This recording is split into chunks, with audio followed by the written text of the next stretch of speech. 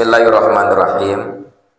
Qala al-musannifu rahimahullahu ta'ala wa nafa'ana bihi wa bi ulumihi fi dharaini amina ila an qala babu adabil wudu'i. Bermula ini itu bab menerangkan adab-adab berwudu. Di wudu itu punya adabnya ya. Ada tata keramanya dalam berwudu. Fa'idha faraghta minal istinja'i, maka jika faraghta kau selesai minal istinja'i dari beristinja, fala tatruk, maka jangan tatruk kau tinggalkan asiwaka siwak. Apa yang disiwak? Awas, salah paham. Yang disiwak itu mulut ya.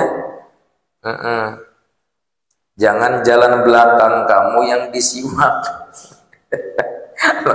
Tapi kan Ustaz konteksnya tadi kan minal istinja. Kenapa urusannya sama siwak? Ya, fala tatrukis siwaka, maka jangan kau tinggalkan untuk bersiwak. Apa? Karena memang kita hendak berwudu. Ya, kalau hendak berwudu itu diusahakan dan diupayakan maka siwak. Lah nanti aja lah beli siwaknya. Ya. Setelah Ramadan nanti nih, ya.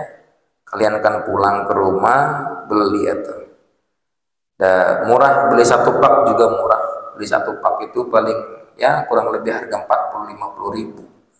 Dapat satu pak. Ya satu paknya itu terkadang ada isi 20 sampai 25 lah. Kepake lah untuk 5 bulan ke depan. Jarang sikat gigi kan sir? Lah iya. Kenapa? Fa'innahu, karena sesungguhnya siwak itu mutahhiratun, itu dapat mensucikan lil fami, pada mulut. Bukan hanya mensucikan, membersihkan mulut, bukan hanya itu, tapi mardatun, juga diridhoi lirabbi oleh Allah. Wa muskhitatun,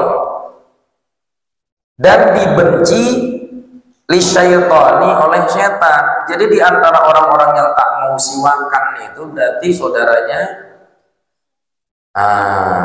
gitu. Apa? Siwak. Tapi siwak, pakai siwak yang seperti itu, mohon maaf, dari sisi kesehatan Pak, dari sisi kesehatan kalau pakai sikat gigi lebih menyehatkan menggunakan siwak, pakai kayu arok. Nah, itu lebih menyehatkan. Dan ada perbedaan, punten ya, kalau setelah sikat gigi yang dirasa agak ngilu, ada ngilu-ngilunya, terkadang gigi itu agak sedikit goyang-goyang gimana gitu, itu biasanya ada aja efek-efeknya seperti itu. Tapi kalau siwak itu nggak berefek, nggak ada ngilu-ngilunya, beda. Tanpa menggunakan odol, saya nggak nyebut merek odolnya, tanpa menggunakan odol, ya itu siwak itu sudah paket lengkap. Tapi kalau sikat gigi otomatis harus beli odolnya dulu, gitu kan? Dan terkadang juga kalau pakai sikat gigi itu ada aja kadang-kadang darah yang keluar. Iya enggak? Iya. Beda dengan siwak. Bahkan siwak itu justru malah akan memperkuat gigi dibandingkan dengan sikat gigi. Setelah sikatan kadang-kadang ada yang goyang kan giginya, ada yang lengeng gitu. Itu nggak enak, rasanya kurang enak gimana gitu. Memang rasa makanan-makanan yang ada di mulut itu hilang karena sikat gigi, tapi pun efek pada giginya terkadang ada yang goyang dan lain sebagainya. Tapi kalau siwak, pokoknya apapun yang kemudian memang diajarkan oleh baginda Nabi Muhammad SAW itu pasti ada faidah yang kuat. pasti ada manfaat yang lebih besar daripada hal-hal yang lainnya. Oke, sepakat ya? Ya, sikat gigi lanjut, siwakan lanjut. Oke, jadi sikat gigi tidak bisa sama dengan siwak. Sekalipun memang sama-sama disikat, tapi dari sisi kesehatannya lebih jauh berbeda, bahkan karomahnya pun jauh berbeda ya. Dan sikat gigi juga bid'ah kan. Tuh, zaman Nabi itu nggak pakai sikat gigi loh, nggak ada sikat gigi zaman Nabi. Siwak, ya, terus pakai siwak. Jadi dibenci katanya tuh sama setan. Jadi orang yang nggak mau bersiwak, nah ada juga kadang-kadang yang pakai siwak terus beralasan nggak pakai lagi karena beralasan bau dan sebagainya. Bau. Mulut kamu. Air liur kamu, kenapa kamu harus bau sama mulut sendiri? Ya kalau kiranya misalnya kamu kira bau misalnya, kan enggak pernah dicuci sih siwaknya ya. Orang habis dipakai itu dicuci. Kalau kiranya basah dan sebagainya, oke kan ada tempatnya. Ya, ada tempatnya. Murah di tempatnya juga, paling 3.000 5.000-an tempatnya tuh. Masukin kantong sudah. Mardhatun lirabbi musyiqatun lis syaitan. Jadi setan itu enggak mau dekat sama kita tuh. Kenapa? Karena siwak. Orang ongkoh takut sama setan kalian itu. Ongkoh ngundang setan. Usir setannya pakai apa? Pakai siwak. Ya. Wassalatun bisiwakin, dan bermula sholat bisiwakin dengan siwak itu afdalu, itu lebih utama min sab'ina sholatan, daripada 70 sholat bila siwakin dengan tanpa siwak tuh. Jadi orang yang bersiwak itu sekali sholat itu bisa melampaui orang-orang yang beribadah tanpa sholat dengan jumlah sholatnya 70 kali sholat tuh. Mantap kan? Pahalanya besar berarti kalau begitu, banget ya. Waruya an Abi Hurairah, dan diriwayatkan dari Abi Hurairah radhiyallahu taala anhu, qala, berkata siapa Abu Hurairah, qala Rasulullah sallallahu alaihi wasallam, bersabda siapa baginda Rasulullah sallallahu alaihi wasallam, laula an asyqa ala ummati la amartuhum bis fi kulli sholat. Hafal hadisnya ya. Nggak ngamalin. Iya nggak hafal, cina. Udah belajar tapi kan? Apa belum belajar? Oh, orang Basratul Mustafa udah. Sinkronisasikan dong antar satu kitab dengan kitab yang lain. Laulah katanya, kalaulah tidak an asyuqa, hendaknya asyuqa aku memberatkan ala terhadap umatku.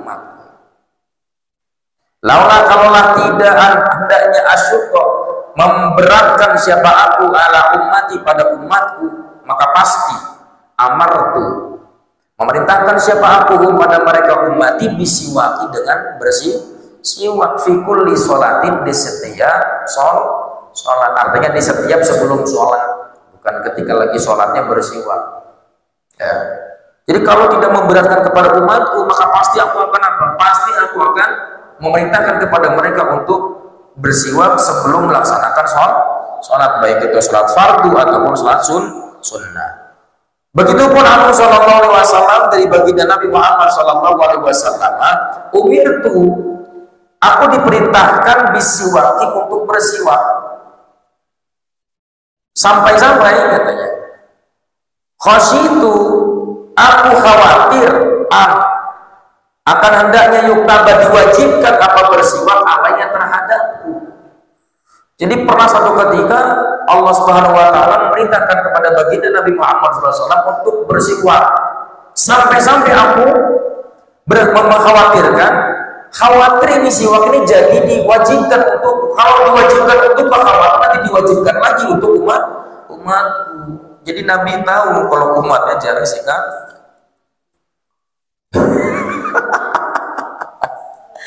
Summa ijlis.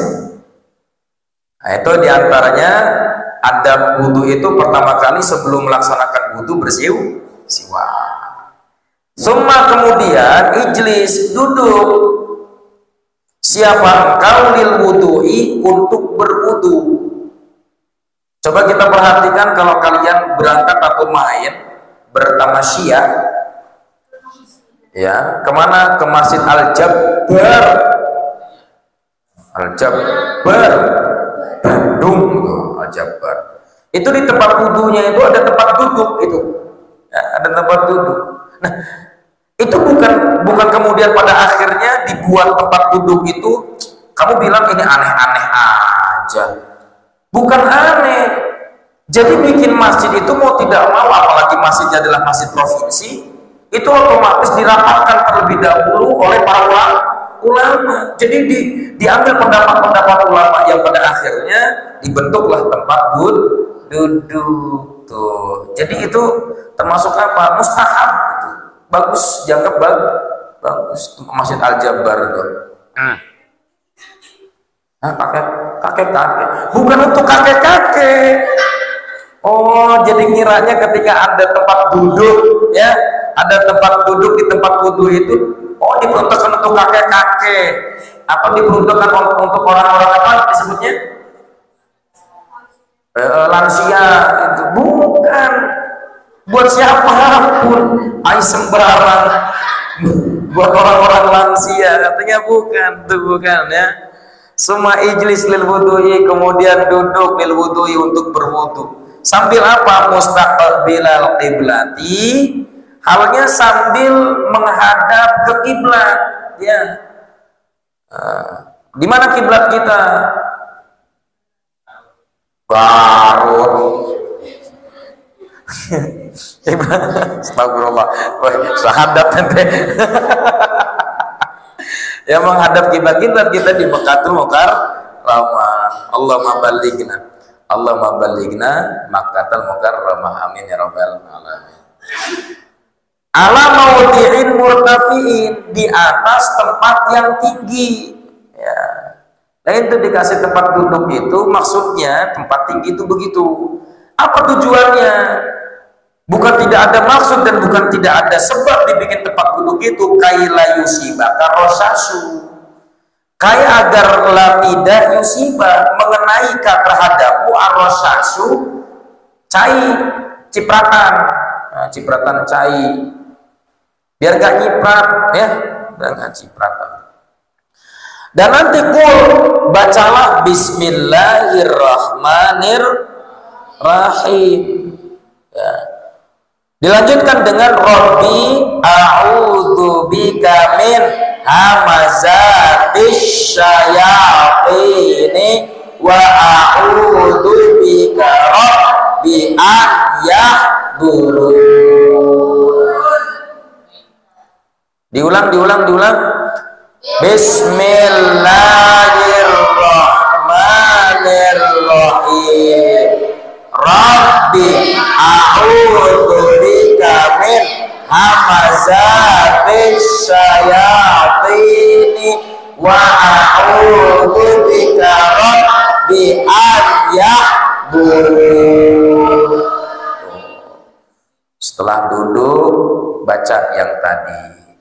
Setelah itu sumaksil yadaika, kemudian iksil, ya, basuhlah yadaika, kedua tangan. Maksudnya tangan yang mana? Epek-epek. Ini nih epek-epek apa? Telapak tangan. Cuci dulu. Berapa kali? Salafan, 3. Kapan? Qabla an tudkhilahuma al-ina'a. Qabla, sebelum hendaknya tudkhilah, kau memasukkan huma, kedua tanganmu itu, al-ina'a, pada wadah. Jadi kalau zaman dulu itu kan pakai kobakan, ya, pakai kobakan. Nah, kalau sekarang itu pakai keran, ya sudah, pakai keran aja tuh, ya, dicuci terlebih dahulu, baca Bismillahirrahmanirrahim. Allahumma inni a'udzubika min hamazati syaitan wa a'udzubika rabbi an yahdurun, ya, baca. Kemudian setelah itu, waqul, bacalah Allahumma inni as'alukal yumna wal barakah wa a'udzu bika min syu'mi wal halakah. Setelah apa namanya tadi, sebelum membasuh apa namanya kedua tangan, baca yang tadi. Ketika kemudian kita membasuh tangan, baca Allahumma inni as'alukal yumna wal barakah wa a'udzu bika minasyu'mi wal halakah. Praktekin ya, dikit-dikit aja. Allahumma inni as'alukal yumna wal barakah wa a'udzu bika minasyu'mi wal halakah. Nah, dipraktekin nanti ya, enggak sulit. Satu-satu aja dulu. Ya, satu-satu dihafalin. Nanti ketemu wudhu lagi, tambahin satu lagi. Ketemu wudhu lagi, tambahin lagi. Yang paling hoream itu kalau doanya udah panjang tuh. Seperti bangun tidur kan, ya, bangun tidur kan panjang banget ya. Kalau panjang banget gimana? Ya sudah, ambil pendeknya. Apa baca bangun tidur itu doanya? Alhamdulillahilladzi ahyana ba'dama amatana. Nah, udah segitu aja cukup kalau kiranya kepanjangan ya. Summa inwi, kemudian niat raf'al hadasi, menghilangkan hadas, atau istibahata, agar dibolehkan as-sholati, melaksanakan sholat. Tapi ingat, niat itu di mana? Walayan bagi, dan tidak seyogianya antakzuba, hendaknya takzuba, melepaskan atau lepas, hendaknya lepas apa niatukan niatmu qabla ghuslil wajhi, sebelum membasuh wajah. Maksudnya apa Ustaz? Maksudnya tidaklah diperbolehkan atau dia nanti dianggap tidak sah kalau niat itu sebelum membasuh wajah. Jadi niat itu setelah atau ketika membasuh wajah tuh ya. Jadi bukan di sini ya. Ya, bukan di sini, tapi di mana? Di wajah. Kalau tidak di wajah, apa kata Imam Ghazali? Fala yasihu wudu'uka, maka tidaklah yasihu sah wudu'uka, wudu'mu. Jadi enggak sah ya, enggak sah. Summa, kemudian khul, ambillah gurfatan ya, satu gayungan. Oke, kalau kita kan pakai keran, jadi gayungnya mana? Gayungnya itu telapak tangan. Ambil untuk apa? Lifika, untuk mulutmu. Jadi kalau ada namanya fika itu artinya apa? Lambekmu. Watamadmad, dan berkumur-kumurlah biha, dengan gurfah tadi, dengan satu gayungan air itu.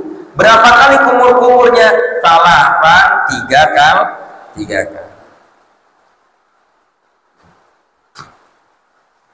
Wabalik, dan sampaikanlah firodil ma'i, di dalam memutar-mutarkan air pada mulut itu. Kan namanya kumur-kumur otomatis apa? Memutar-mutarkan air pada apa? Pada mulut. Sampai mana? Ilal gholsomah, sampaikanlah ketika memutar-mutar air ila al gholsomah, sampai pangkal tenggorokan. Kalau kamu minum kemudian ambil air ya, kalau digini kan ya, itu namanya gholsomah. Susah saya nunjukinnya, si muntah nunjukin. Pokoknya gholsomah itu ketika kalian minum kemudian di belakang begini, Maka kemudian disuarakan gagak. Nah, bunyi gagak itu golosoma tuh. Itu golosoma. Illa terkecuali antakuna, hendaknya ada siapa engkau shaiman, itu puasa. Kalau berpuasa ya, itu tidak boleh kumur. Ya. Lantas kalau begitu bagaimana untuk mendapatkan sunnahnya? Bukankah berkumur-kumur itu sunnah? Dan ketika berpuasa kan kita nggak boleh berkumur-kumur. Lantas kalau begitu ada yang berkurang dong kesunahan daripada wudhu kita? Maka jawabannya tidak begitu. Fafru, maka pisahkanlah air itu. Maksudnya pisahkan bagaimana? Cukup begini kalau lagi puasa. Ambil air, kemudian gituin tuh, usapkan aja ke mulut. Dah, itu pun sudah termasuk apa? Termasuk dapat sunnah kumur begitu ya. Fafruq, maka pisahkan. Waqul, dan bacalah ya, Allahumma a'inni ala tilawati kitabika wa kasratid dzikri laka wa sabbitni bil qawli sabiti fil hayatid dunya wa fil. Boleh itu dibacanya kapan? Boleh sebelum berkumur-kumur ataupun setelah berkumur. Lah, Ustaz, kalau pas kumur-kumur boleh nggak? Ya boleh, tapi nanti bacanya dalam hati. Atau kan kalau lagi kumur-kumur baca dengan ditalafutkan, dengan dilafazkan, wah mudah Pak. Atau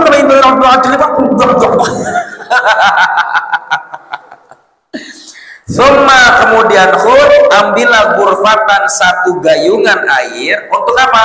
Li'anfika, untuk hidungmu. Wastansik, dan beristinsyaklah engkau biha, dengan gurfah tadi, salasan tiga kali. Apa istinsyak itu? Memasukkan air pada hidung 3 kali. Summas tansir, kemudian nyingsring ya, nyingsring, buang air tersebut ya, biha, dengan gurfah tadi, dengan air tadi, ma, apapun, fil anfi, yang ada di dalam hidung. Di antaranya apa? Min rutubatin, daripada kotoran atau sesuatu yang basah. Apa? Korol tuh. Jadi kenapa disuruh nyingsring itu? Kenapa disuruh begitu ketika wudhu? Biar korong-korong yang besar itu terbuang. Jadi jangan dipelihara itu korong ya. Dipelihara terus-terusan susah napas. Nanti ketika tidur ngorok. Itu kenapa? Kebanyakan korong. Kebanyakan. Makanya salah satu manfaatnya untuk beristinsyak di antara lain adalah membersihkan kotoran-kotoran hidung ya. Dan luar biasanya Allah ciptakan pada diri manusia itu ada apa? Ada bulu hidung kan? Itu nggak kebayang kalau nggak ada bulu hidung, Sat. Waduh, itu debu itu ngumpul semua tuh di situ. Bukan hanya debu, kiranya mungkin boleh jadi batu juga masuk. Tapi luar biasa ketika Allah Subhanahu wa taala ciptakan bulu hidung itu, diantaranya adalah untuk menyaring daripada kotoran-kotoran atau polusi dan sebagainya. Hebat kan Allah? Hebatlah, Tuhan gua dilawan. Ya. Iya, Allah hebat. Dan nanti waqul fil istinsyak, dan bacalah ketika beristinsyak, Allahumma arihni raihatal jannati wa anta anni radin. Ya Allah, arihni, berikanlah kesempatan untuk aku akan wangi-wangian raihatal jannah, wangi-wangian surga, dan engkau ridho kepadaku. Dan ketika istinsar, ketika nyingsring tadi, baca apa? Allahumma inni a'udzubika min rawa'i'in nari wa min su'id dari. Baca, ya Allah, aku berlindung dari aroma busuknya api neraka dan busuknya tempat-tempat yang buruk. Summa khudh ghurfatan liwajhika. Kemudian ambillah ghurfatan, satu gayungan, liwajhika atau ghurfatan boleh. Tapi yang lebih tepat itu ghurfah ya. Kemudian ambillah ghurfatan, satu gayungan, liwajhika untuk wajahmu. Fagsil. Kemudian basuhlah biha dengan satu gayung tadi. Dari mana? Min mubtada'i tasdihil jabhati, dari permulaan dataran jabhah. Ini apa nih? Ini bahasa Indonesianya. Tarang. Ya, kening. Ya. Ini kening, kalau punya masa lalu namanya kenangin. Ya, dimulai dari sini. Ya. Nih, dari sini nih ya. Mulai dari sini, dari mulai tumbuhnya rambut di dataran kening. Sampai mana? Ila muntaha, sampai pada ujung sesuatu yukbilu yang mendekati apa mah minad dakoni, pada dakon. Nih, dakon apa? Dagu, ya, dagu. Fituli secara panjangnya. Jadi dari sini, perhatikan, dari sini ya, sampai kemudian sampai kemana? Terus nih sampai sini.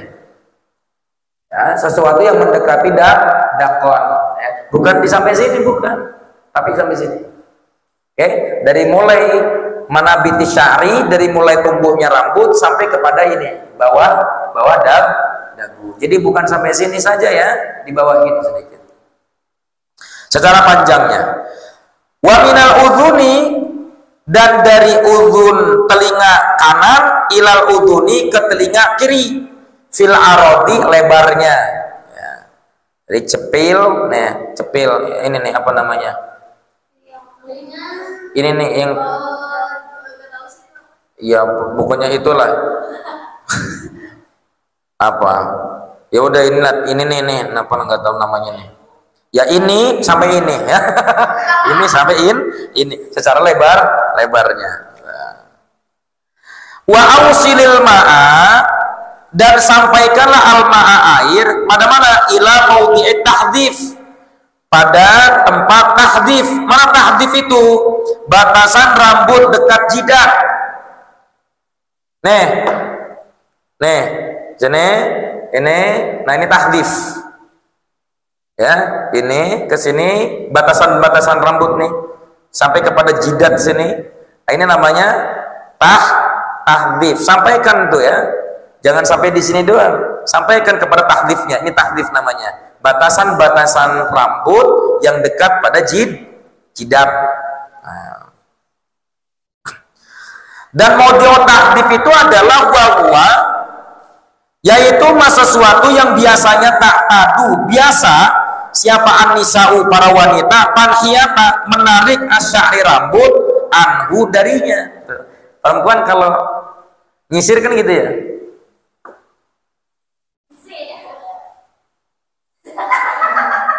Gitu kan?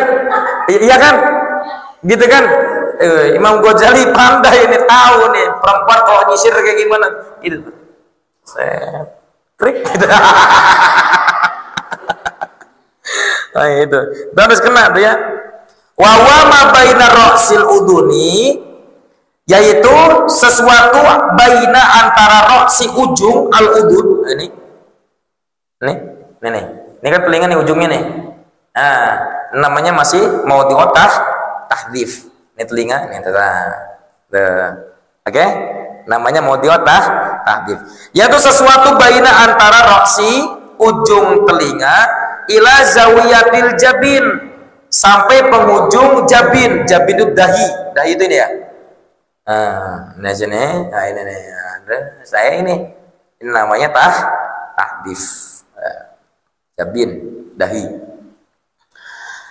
Akni ma yaqa'u minhu fi jabhatil wajhi. Maksud saya sesuatu yang yaqa'u terletak minhu darinya ma fi jabhatil wajhi di apa tadi nih? Kening wajah. Jadi apapun yang kemudian ini dekat-dekat kening itu namanya maudhi'ut tahdhif. Wa ausilil ma'a, dan sampaikanlah al-ma'a cai ila manabitis syu'uri, pada tempat tumbuhnya rambut al-arba'ah yang 4. 1 al-hajibaini, alis, 2 alis. Tahu kan alis kan? Ini alis. Oh itu mah alisna. Alis ini alis. Wasariben, dan jenggot syarib, syarib, kumis. Wal ahdab, dan bulu mata. Punya bulu mata semua kan? Bulu mata. Wal idhara, ini, dan 2 godek. Godek. Apa godek itu? Tuh ada penjelasannya godek tuh.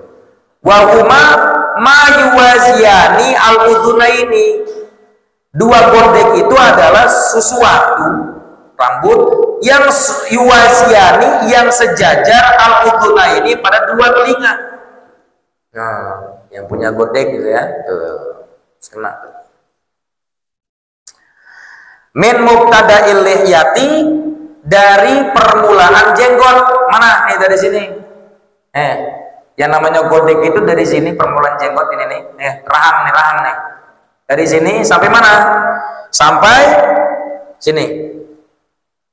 Nah itu namanya godek. Lihat ada godeknya kan? Tuh, panjang tuh.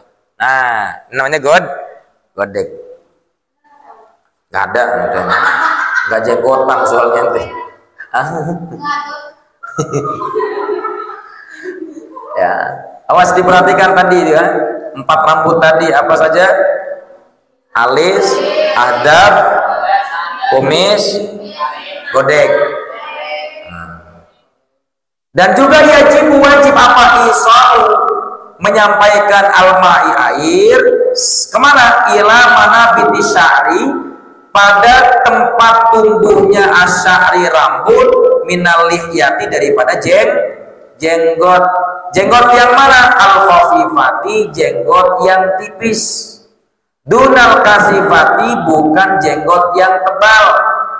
Jadi sekalipun jenggotnya itu tipis, itu jenggot pun harus kena air. Waqul, dan ucapkanlah inda ghuslil wajhi, ketika membasuh wajah. Apa yang dibaca? Baca bareng-bareng. Allahumma bayyid wajhi binurika yauma tabyaddu wujuh awliyaika wa la tusawwid wajhi bidulumatika yauma taswaddu wujuh a'daika. Udah titik sampai situ. Titik. Kan ada titik itu. Bablas aja ente. Wala tatruk, dan janganlah jadi petruk. Wala tatruk, dan janganlah kau tinggalkan tahlilal lihyati, menyela-nyela jenggot. Jenggot yang mana? Al-kasifati, jenggot yang tebal. Jadi jenggot yang tipis mah nggak kudu di sela-sela. Apa yang di sela-selanya? Jenggotnya tipis. Nah, jenggot yang tebal kayak mana? Lumayan lah, sedang sela-sela nih. Apa? Tuh gituin. Ustaz, kalau begitu ada yang berkurang dong bagi kami yang nggak punya jenggot. Ya enggak begitu. Kalau mau ya gitukan aja, seakan-akan ada jenggot. Ya, gitu. Suma iksil yadakal yumna wallahu alam bisawab. Assalamualaikum warahmatullahi wabarakatuh. Waalaikumsalam.